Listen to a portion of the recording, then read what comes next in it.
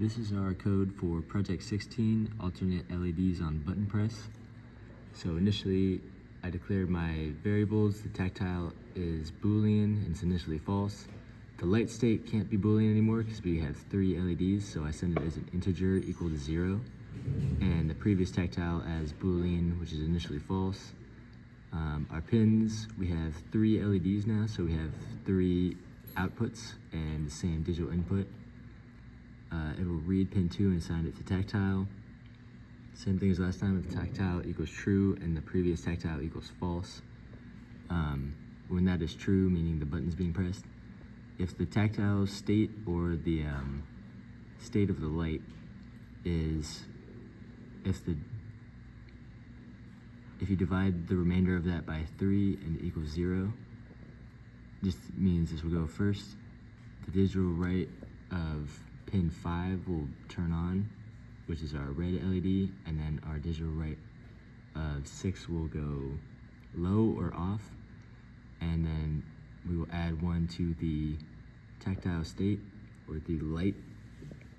Then the next step, if the remainder divided by 3 equals 1, the digital right of pin 3, which is our yellow LED, will turn on or be high, and then the digital right of 5 that was just turned on will go low.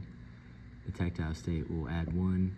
The last one, if the remainder is divided by 3 and equals 2, the digital right of pin 6, which is our green LED, will be turned on, and the digital right of pin 3 that was just on will turn low, and then the tactile state will add 1.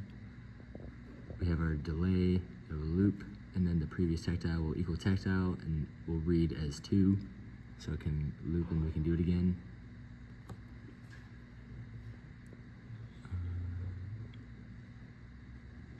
This is the code in Arduino for Project 16 with our 5, 6, and 3 outputs here. And then our digital read, same thing, if it's 3% and it equals 0, 5 turns on, 6 turns off, add 1, it's 1, 3 turns on, 5 turns off, add 1. If it's 3% equals 2, 6 turns on, 3 turns off, adds 1, and then the delay. Now we can look over here to our thing. Starts red, yellow, green, starts over,